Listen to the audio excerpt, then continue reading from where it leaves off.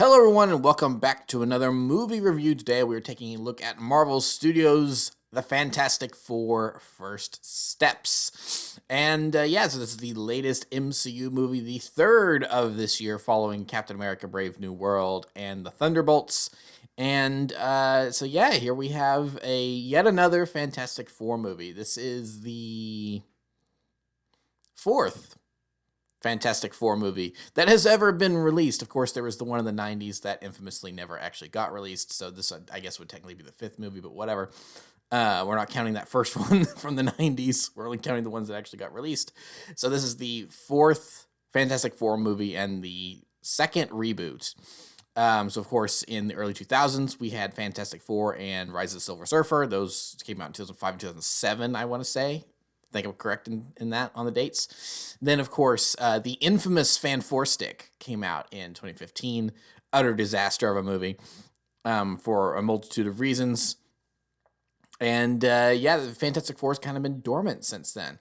So this is our and then of course this one is under the actual Marvel Studios banner because Disney threw a sack of cash at 20th Century Fox and said, "Let us purchase you." And they went, "Okay." And so now they own 20th Century Fox and they own all of those Marvel characters that Marvel gave up back in the day when they were facing financial issues.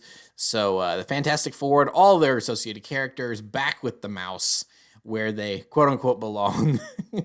back with Marvel, of course. The film rights back with Marvel, but we know who the parent company is around here. So the Fantastic Four. I don't have a whole lot of history of the Fantastic Four. I've seen that 2005 movie. I don't think I've seen Rise of the Silver Surfer. Have not seen Fan Four Stick because of how much of a garbage fire that was, or at least what I heard it was, and it seems to be, from evidence, definitely was a garbage fire. So I'm really only familiar with them through the different appearances they've made in various other media, such as the Avengers, Earth's Mightiest Heroes, the cartoon, Lego Marvel Superheroes, stuff like that. And I've always thought the Fantastic Four are fine. In terms of modern Marvel, I think they're more relevant as a kind of a history piece. They are Marvel's first family. They are what helped spawn the creation of Spider-Man and the Hulk and Iron Man and Thor and the X-Men. It's like if it weren't for the Fantastic Four, we wouldn't have any of these other associated characters because of the work that Stan Lee and Jack Kirby put in to making these characters back in the 60s. So you have to owe the Fantastic Four a lot for helping spawn what we have now. So I've always had great respect for the Fantastic Four because of that, but I've never really cared for them necessarily. That's not to say I've ever disliked them. I think the characters have always seemed cool. The power sets have been interesting, if a little basic, but you have to look at the time in which they were created. So they've always been characters I've liked kind of on the periphery. I've done the Wikipedia deep dives to read all about them and everything when I'm bored or whatever. It's just like when I was first discovering comic books and stuff. But I've never read an issue of Fantastic Four, modern or vintage or whatever. So I've just kind of read the Wikipedia synopses and seen all the different versions, and them popping up in different comic crossovers and stuff. Because I think they appear in some issues of the Ultimate Spider-Man comics from the early 2000s by Brian Michael Bendis. And stuff. So I'm kind of familiar with them from there. But of course, that's the Ultimate versions. So they're a little bit different. Because is that the one where Reed Richards goes evil? I can't remember if that's the version that goes evil or not. But anyway, so yeah, I'm familiar with the characters enough, despite not being an expert on them. So this movie coming out, it's been on my radar for a while because I think this is an important movie for Marvel to get right, because not only has the Fantastic Four arguably never really had a good movie, because I think there's some people that maybe make a case for that first one from 2005. I think, but it's like there's people that have fond memories of the original X-Men movies and the Sam Raimi Spider-Man trilogy and stuff like that. But I never really hear anyone going, you know what my jam was when I was 8 years old? Fantastic Four. I loved Fantastic Four. That movie, it's like maybe not good, maybe not accurate to the comics, but boy, did I love that movie when I was a kid. I don't hear anyone saying that. Like people go, you know what, Spider-Man 3 may be in train wreck, but boy, is that a nostalgic movie for me. I still love that movie despite its issues and, you know, how it butchers certain comic stories and everything. So you don't hear anyone really saying that about the Fantastic Four. And certainly not about Fan Four Stick. So I think that this movie, for Marvel to get right, it was very important for them to get right, just to kind of prove that these characters can be done not just well, but in a way that's entertaining for mass audiences, for people that don't necessarily understand, or not understand, but aren't necessarily overly familiar with the characters. So, and then also it's like, this is clearly setting up other things that will be happening in future Avengers movies. So this of all the movies that they had coming out this year, I'm not even gonna say movies, of all the projects they had coming out this year, between this and Daredevil and Ironheart and Thunderbolts and Captain America and you know all the projects they have releasing this year, this is the one they really, really, really needed to get right. And I think I'm pleased to report to say that they did. Not to say it's a perfect movie, but I think from start to finish, this was a really solid example of what you could do with the Fantastic Four as characters, as a concept, as a story. So I was thoroughly pleased with it from basically start to finish. My one, I don't even know if it's a qualm. I don't even know if it's an issue. Maybe, I guess, like, let me say this. I could understand someone bringing this up as an issue, and I wouldn't necessarily fight them on it. Is that the movie the movie has that beginning montage with Mark Gatiss of Sherlock and Doctor Who fame. And you know, you get this 5-minute montage backstory explaining everything of what happened to them, but there's never really I think a key moment where you kind of understand who they are as characters. I feel like you kind of have to watch, I feel like it takes through most of the first act for you to really understand who they are as characters, and I could see that being a turnoff for some people, because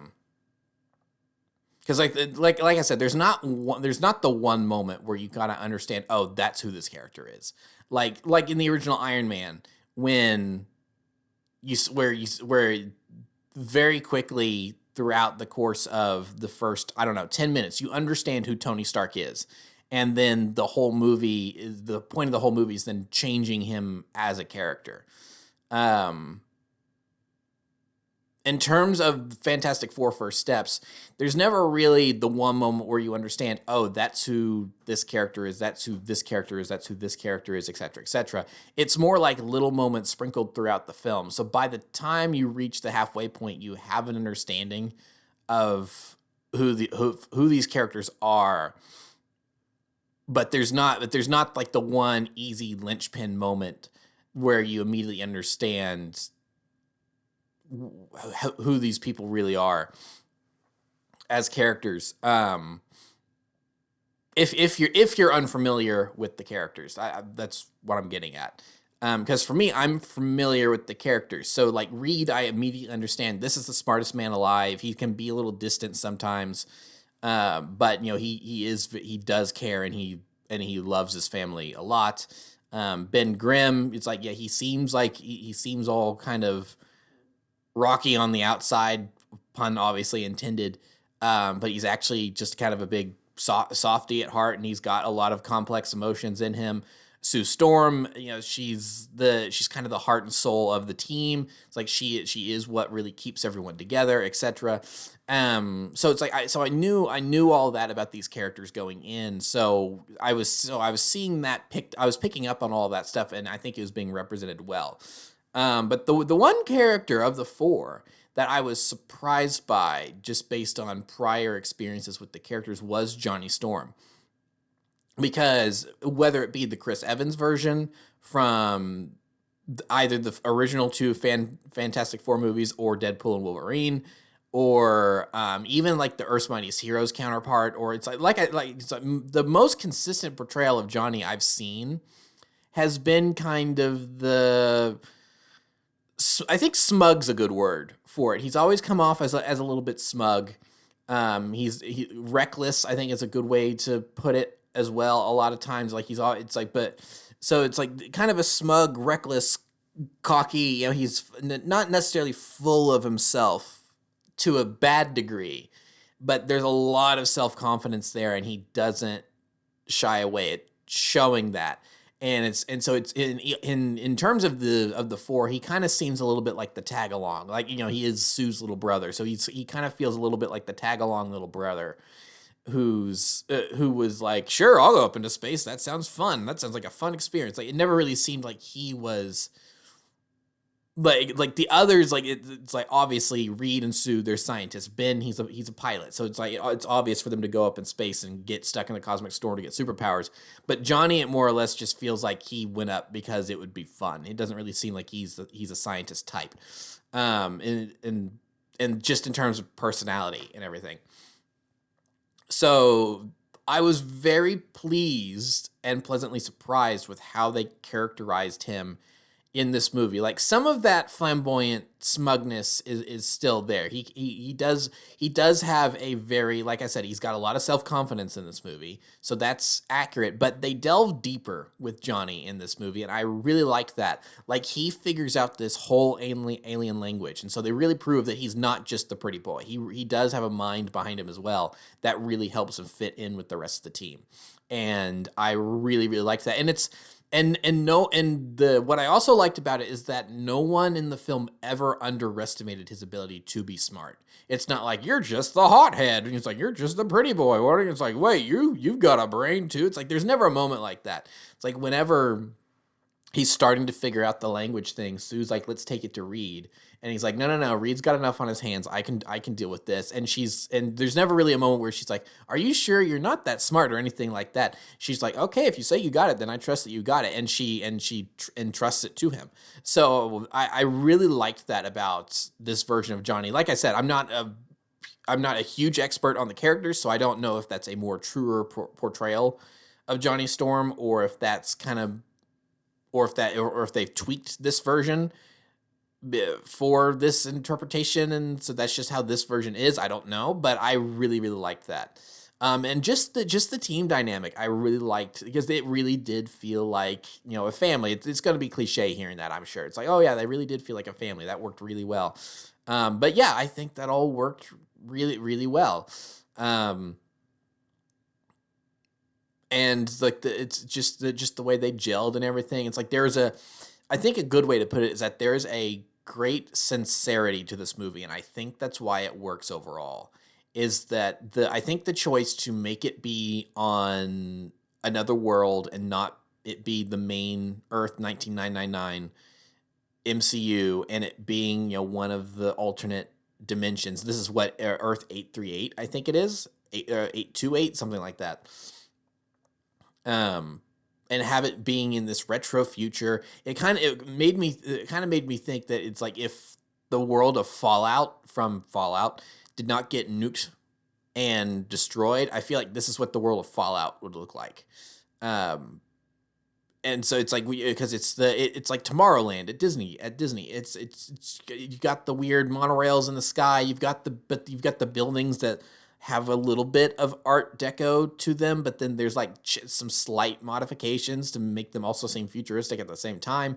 There's like these clockworky type robots. Herbie, oh my gosh, I loved Herbie. I'm so glad they made Herbie work, because I know at least in some circles that I've seen in the past, like Herbie's kind of been looked at as the not quite Scrappy-Doo levels of disdain, but Herbie's always kind of been looked at as this kind of cheesy character from the 60s that wouldn't necessarily work in modern times. At least that's the way I've understood him in the past. So for them to make Herbie work, I'm like, yes, oh, that's so good. I love that they made Herbie work, and the fact that he was like mostly a physical prop, and so he was actually gliding around, like Matt Wood's sound effects they made for him and stuff, and like even the small details of Reed switching out his programming from like the apartment living to then space, and it's marked space, and it's and like that's what his face is, and like the little things that move up and down, and it's so good. I loved Herbie so much.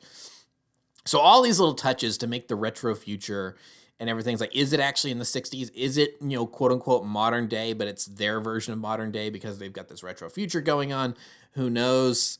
Just the whole world was great. And I think really sticking to that and having that as the vision, and then building building the world, taking the Fantastic Four core concept as characters and when they were created, and using that as the inspiration for the world that these characters inhabit and everything, I think it really made it work. And like I said, there's a sincerity to it that I don't even really know how to describe it in words. It just really, for me at least, it just really, really worked, and I really, really liked it. Because it didn't have to be like Fan Four Stick, which was like the dark, gritty Fantastic Four. It's like I think this movie understands that these characters are inherently just a teensy bit silly. Like, you've got the stretchy man, you've got the man that catches himself. I mean, to a degree, all superheroes are silly when you really think about it, but some are more, like grounded than others. Because like you have something like you can have a really grounded Batman, like the Dark Knight trilogy, or or Matt Reeves' The Batman. You can have stuff like that, and you could also have Adam West. So certain superheroes do lend themselves to either being very grounded or very silly. But the Fantastic Four are just a little too far over the line into the silly camp, to where if you try to make them cool, I don't think it works. And I think that's where the prior iterations have screwed up, because you just watching, I haven't seen it in ages, but I have this, these vivid memories of watching the 2005 Fantastic Four. And it's like, oh yeah, this was trying to be cool by 2004 standards or 2005 standards or whatever. It's like just thinking of like Johnny's, it's like Chris Evans, very, very trimmed, shaved close to the head haircut. It's like, oh, that's so early 2000s.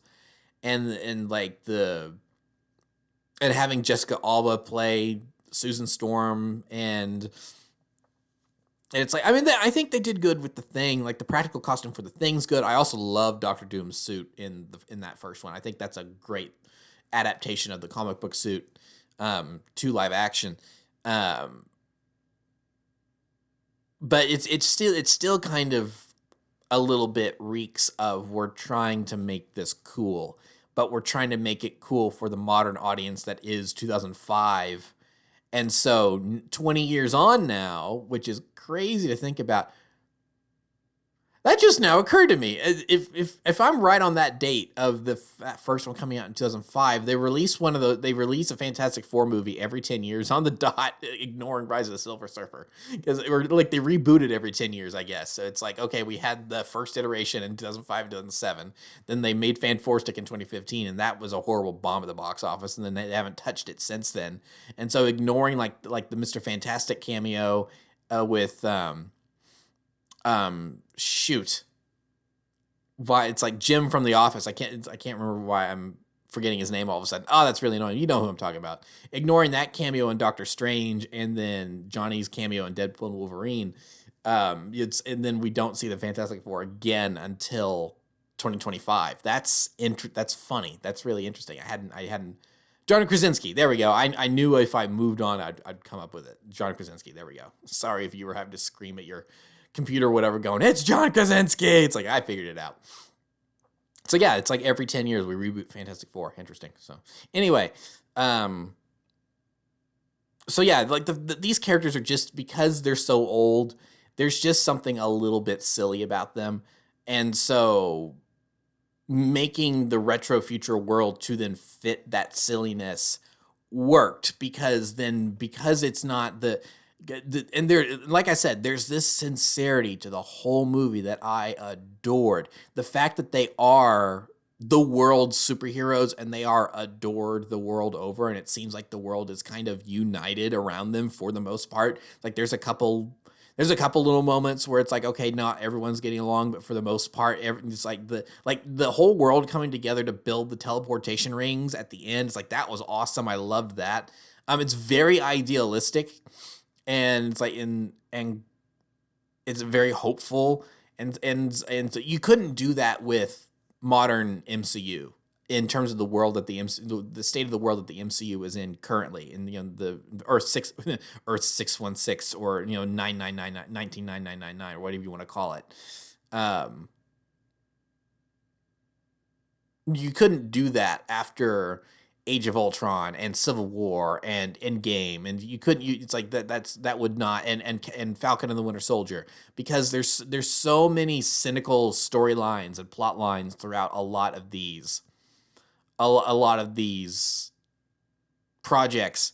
And while eventually, like, the end result for the most part is good will prevail and there is hope and goodness in the world, it's still like, yeah, but there's also a lot of bad. It's like you don't get killer androids trying to blow up the planet without a little bit of cynicalness. So for this world to be so fantastically realized, if you'll pardon the pun, and so hopeful and idealized, I just really liked that, and I thought it fit the Fantastic Four very, very well, and I really liked that.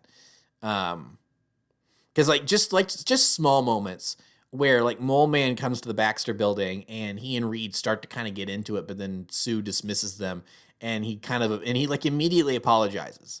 And it's like, you know what? I'm sorry. I went overboard. I'll apologize later, but what do you need? It's like, whatever you want, whatever you need, I'll do my best to provide it. And it's like that, and like that little bit in the interview where it's like she brokered that truce between Subterranea and the surface world.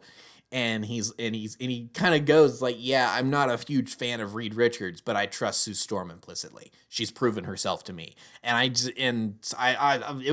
such a small man, such a small part, but I loved that inclusion. Just that little, again, just more proof of showing how well connected and together that this world is. And like the little snippets of like when they're trying to build the teleportation devices and Reed's doing the whole Walt Disney Disney Hour on ABC or whatever that like Walt Disney used to do for like previews and stuff, and it's like, and he's doing that, and it's like, we're gonna need a lot of power. You're right, Herbie. It's like, dude, it's that totally cheesy 1960s infotainment style type thing. I loved it. I ate all of this up. It was so good. And it helped, and stuff like that really helped distract me from the fact that Pedro Pascal is freaking everywhere. Because I will admit, I struggled throughout the first half of this movie with Pedro Pascal as Reed Richards, because he's just so darn recognizable. It's like, oh, he's the Mandalorian. Oh, he's Joel Miller in the TV adaptation of The Last of Us. It's like he's in all these different things. He's a meme in like 4 or 5 different ways, as 4 or 5 different characters. It's like the guy is everywhere. It's impossible to escape him. It's like, and now he's Reed Richards. Now he's Mr. Fantastic. So it's like, because I remember when they cast, because the casting for this movie was so talked about before it was announced. Like, everyone was like, "What? Who's it gonna be?" It's like, here's and a lot of fans really wanted John Krasinski. And then when, of course, we got him for better or worse, that was a monkey's paw situation. It's like, you got him, but you didn't get him for long. Pop. So yeah, the casting for this movie was so talked about. So when they were kind of narrowing it down, they got to, it's like Johnny, it's like, okay, I don't know who that is. And the Thing, I'm like, oh wait, that guy was in Punisher. Okay, well, that's kind of weird. They're recasting. It's like they've already cast him in a Marvel project. So but it's in another Earth, so it's okay. And then I'm sure they'll play into that with Robert Downey Jr. as Dr. Doom. And then it's like, oh, Vanessa Kirby is Sue Storm. Okay, I could see that. That seems to be good casting. And then I don't remember what the short list was, but then there was like 3 or 4 names of like, this is who they're looking at for Mr. Fantastic. And Pedro Pascal was on there. I was like, oh, please, I'd be fine with any of these actors other than Pedro Pascal. And then they chose Pedro Pascal. I'm like, oh, you're just going for the celebrity cast. You're not, great. I don't know if I like that. And so, yeah, for the first half of the movie, I was really kind of going, I'm not sure about this. He's just too darn recognizable. But by the end of it, I think I was won over.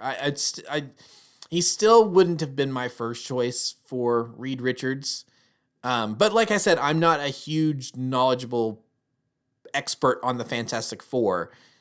So you really probably shouldn't be listening, Marvel casting people. You probably shouldn't be listening to me in that regard anyway. And like I said, by the end of it, I think I was won over because it was like at the halfway point when they were talking about, Galactus is coming and he either wants baby Franklin or he'll destroy the world. And Sue and Reed were talking about the fact that he is constantly thinking like the worst case scenario, and that is his job to think of the worst case scenario. And she's like, I know that, and I know that's how your brain works, but sometimes it's really upsetting. And it's like, and I'm like, okay, this is great. This is awesome. I love that they are really delving into that side of Reed's character because he is the smartest man in the world. He is always thinking about every single scenario possible. And some of those are going to be uncomfortable. So it's you're going to have some uncomfy conversations with some of these things. And Reed Richards can come off as cold and distant at times because of the work he does and how engrossed he gets in his work and everything. He is a bit of the absent-minded professor. Because which Fantastic Four movie is it of the first two where he forgets his wedding to Sue like 2 times in a row or whatever? Is it the first one, or is it Rise of the Silver Surfer? Because I know they actually do get married in Rise of the Silver Surfer, but I can't remember. So maybe it was that one. Maybe it was that one. So yeah, he's always been a character that's been a little bit like that. And so for them to kind of more explore the kind of the darker avenue of it, that was kind of the moment where I was like, okay, yeah, it's like he may be everywhere, but this is kind of proving why Pedro Pascal is everywhere, is that he really does, while the face is very recognizable, the mannerisms, he does disappear into a role as much as he can. Because the way he plays Din Djarin in The Mandalorian is different from the way he plays Joel Miller in The Last of Us, is different from the way he plays Mr. Fantastic here, is different from the way that he played Maxwell Lord in Wonder Woman 1984. So it's like, yeah, his face and that facial hair may be super duper recognizable. And so that can be distracting at times. But he does give it his all, and he does do a good job at playing different characters. So I'm like, okay, you know what? I think I'm okay with this by the end of the movie. So yeah. So the world was really great. Oh my gosh, the score by Michael Giacchino. He's got to be in my top 3 favorite composers. I love Michael Giacchino. Even before I knew who he was, I loved his work because a lot of his Pixar stuff, The Incredibles, Ratatouille, Up. I mean, it's Inside Out. It's just banger after banger after banger of a soundtrack. Then he really got on my radar when he did Jurassic World, because I just assumed that John Williams had done the score to Jurassic World. I'm like, who the heck is this Michael Giacchino? Oh, guy. It's like, who's this? And then I'm like, oh wait, he's done this and that. And so he can replicate Williams' style, but then he's got his own style that's just, I'm not going to say almost as good because it's hard to top John Williams, but he's got his own style that's also really great. And you hear it in stuff like The Incredibles and the Spider-Man soundtracks that he's done. And Jurassic World Fallen Kingdom is, I think, a fantastic score for a unfortunately really mediocre movie. But what I love about that score is that he takes the Williams-esque sound from the prior Jurassic movies and amps it up to a degree that I don't know Williams would, and really kind of goes over the top with it, and so it makes it uniquely Giacchino. And I love that about that score, because it's like, because like Williams is no stranger to using the choir. I mean, look at Duel of the Fates and stuff from the prequels. But I don't know if Williams really goes as far and as hard at using the choir as Giacchino does with the Fallen Kingdom score when the Indoraptors scuttling around the rooftops in the rain and the moon's kind of trying to peek out from behind the clouds, and it's roaring in the night as lightning and thunder flash, and it's like and that gothic choir is screaming, and it's like, oh my gosh, this is so cool. And he does some similar stuff in the Batman and everything. It's like, oh, it's so good. And so when I saw that he was attached to do Fantastic Four, I was like, okay, this could be good. I'm definitely looking forward to this.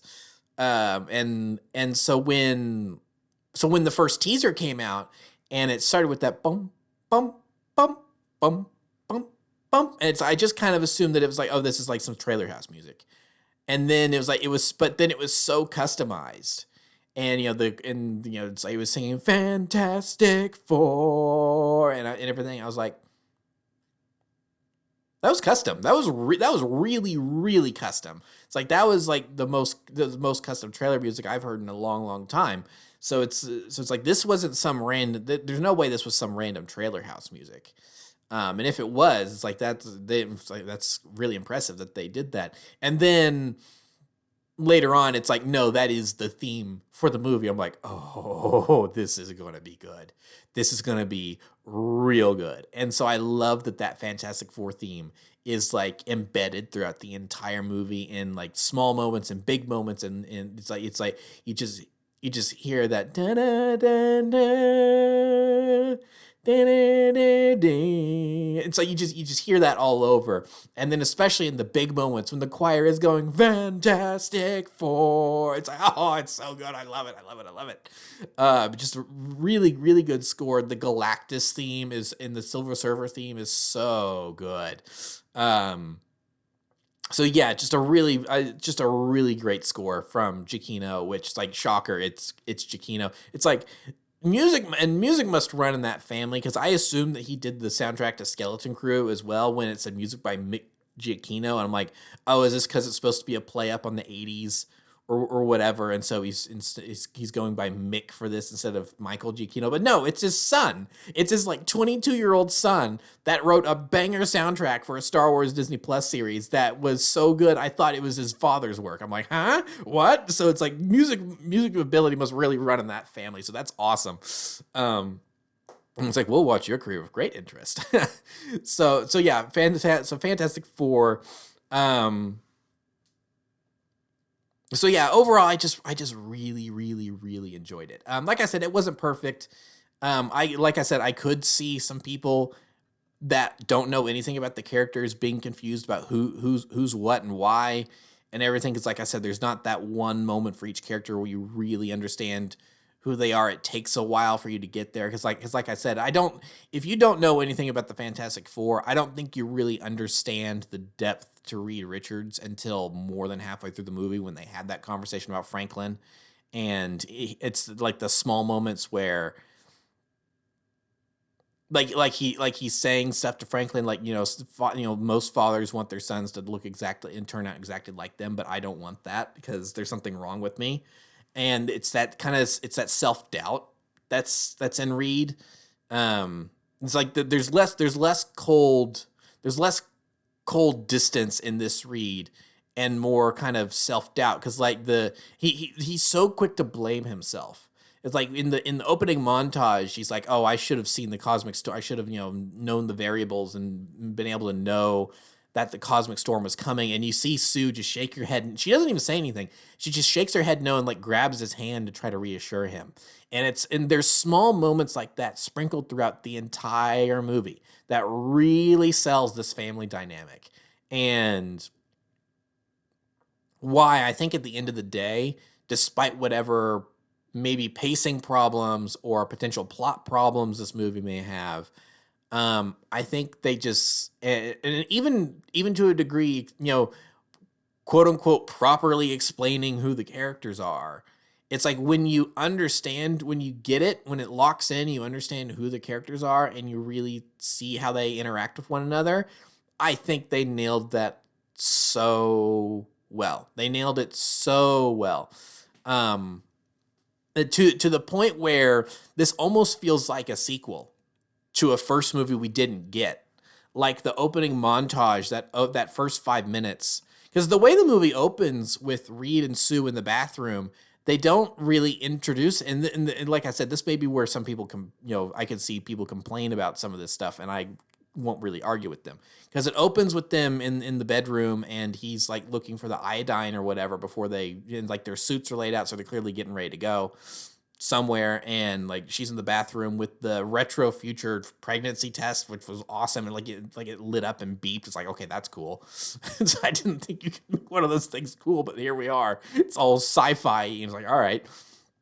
And so it's like they don't really explain who these people are. It's like, I mean, you have some idea who they are because they're on the poster, and they're Marvel heroes. But so that first 5 minutes that then kind of gives you the backstory, it feels like that's the recap of a first movie that we've not seen. So and so like I understand why they called this First Steps, because like the baby and everything, and this is arguably Marvel's first steps with these characters, because they'd been handled by other studios in the past. So I get it, but this almost could have been called something else. Second, something involving the number 2. And because it feels like a sequel, because with how they kind of rush past, it's like who these characters, it's like very quick setup, and it's like it's almost like, it's like, all right, we're breezing through this because you kind of need to understand and know who these characters are very quickly, because the movie does move at a pretty brisk pace. So I'm very curious how it's going to do with the normies, so to speak. Because me, who's at least tangentially familiar with them from just being a fan of Marvel comics and everything, it's like maybe not being a total expert, but at least knowing about them, I was able to clue into things and understand what was going on very quickly. But for normies that have next to no idea about who these characters are, I'm going to be very curious to see how they respond to this. Because I'm recording this on the day it's going up on Monday. And so the movie's only been out for 3 or 4 days, because it came out on Friday or whatever, like midnight showings, Thursday evening, probably. And I haven't really seen too much other than like the reviews coming in and Rotten, and looking at the Rotten Tomatoes score and seeing that most critics liked it for the most part. Don't really know how most audiences think about it. It's like, what's the box office going to be? I haven't seen any numbers for that yet. So yeah, it's going to be very interesting to see what they think about it. So yeah, I guess really the only other thing I have to say is on the speaking on the topic of that intro montage flashback thing for the interview. They very quickly threw out the name Red Ghost and his genetically altered apes, super apes, or whatever. Again, this goes back to I love that they made this retro future world to then totally embrace the silly camp of some of these villains. But I have to say, you were going to waste John Malkovich on Red Ghost? Seriously? Because when the first teaser came out, or the trailer or whatever, and it showed John Malkovich in the beard, a lot of people were like starting to postulate the ideas that we were going to get the Council of Reeds, and he was supposed to be like an older Reed Richards or something like that. And so I kind of bought into that theory. I'm like, okay, I could see that, especially if this is going to do a bunch of multiverse stuff like we think it's going to do. And then the movie ended up not touching on like hardly any of that at all. It's like they kind of mentioned parallel worlds 1 or 2 times, and then they very quickly brushed past it. Which I think it's good, because it's properly setting up these characters for how we'll see them in Avengers and stuff. So knowing what we know now, it's like you were going to use the John Malkovich as the Red Ghost? That's a choice. I'm not sure I agree with that choice, but it's a choice. So the fact that he's cut from the movie, and the fact that they can hopefully then use him as someone else later on, I'm not upset about that. It's like, because John Malkovich is such a fun character actor. So it's like, yeah, we didn't need him to be Red Ghost. It's like it's okay that you cut him from the movie. I don't know necessarily why. It's like I guess the opportunity presented itself. It's like, well, why wouldn't we cast John Malkovich as Red Ghost if he's willing to do it. It's like, I mean, I guess, but it's like, I don't know. I would have saved him for something more juicy. It's like some other higher tier villain role or something. It's like, even, and another name that's name dropped is the Mad Thinker. It's like, I know hardly next to nothing about the Mad Thinker as a character, except a very short appearance at the beginning of Avengers: Earth's Mightiest Heroes, where he's in the big house, I think, before it gets blown back up to full size. But I just feel like the name Mad Thinker inspires more of a villainous potential and could be a better, more well-rounded character, more interesting character than some crazed communist scientist that has super apes. So it's like, why didn't you cast him as the Mad Thinker? It's like, I think I would have been okay with that, but like Red Ghost, you cast him as the Red Ghost, the leader of the super apes. Okay, that's a choice, but he got cut for the movie, so it doesn't really matter. But, and then final note. I loved that the rocket ship was called the Excelsior. That's really cool. I loved that. The whole light speed chase and then slingshotting around the black hole was awesome. That was great. The laser beam curving because it's made of light and it's like it curving in the faster than light tunnel and everything. So Johnny had I love nerdy pseudoscience stuff like that. So yeah, the Excelsior being the name of the rocket ship, that's a really nice nod to Stan Lee. And then I also loved that at the end of the movie, like late in the credits, I think it was, you had that quote from Jack Kirby pop up. That was really cool. That was really cool because, as has kind of been somewhat, I say somewhat, I'm sure it's been talked to death, but it's it's like Stan Lee gets the lion's share of the credit a lot, and he certainly deserves, I think, a lot of credit. But you can't leave out other writers and artists like Jack Kirby and there's a third guy I'm forgetting. It's like Jack Kirby's always the name I'm but Steve Ditko, that's who I was thinking of. Jack Kirby and Steve Ditko.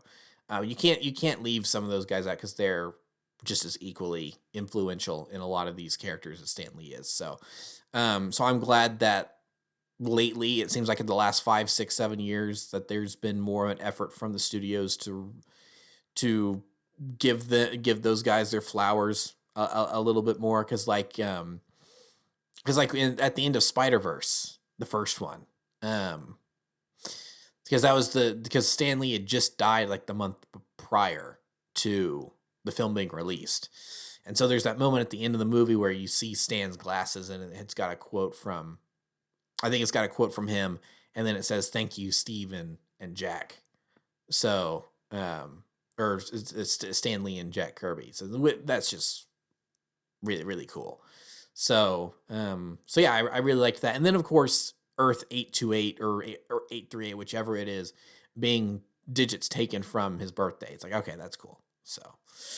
So yeah, Fantastic Four First Steps. 2 thumbs up from me. Really liked it. Not a perfect movie, but I really, really enjoyed it, and I think that's putting the Fantastic Four on the right track if they're gonna, really continue with these characters, and based on the fact that they're going to be in the next 2 Avengers movies, and I'm sure they'll get a sequel down the line as well. I am all for that. So yeah, give me more Fantastic Four. I'm ready for Marvel's first family to really make a modern comeback because with all their history and everything, they deserve it. Because the last 2 attempts, not good.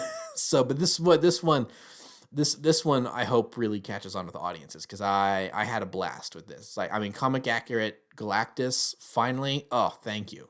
It's like again. I just love that they were able to go full on in. With the camp, but it didn't feel campy. It's not like It's not like the Sam Raimi, because the Sam Raimi Spider-Man movies feel campy, and that's one of the reasons I don't particularly care for them all that much, is because they just feel campy. and too silly.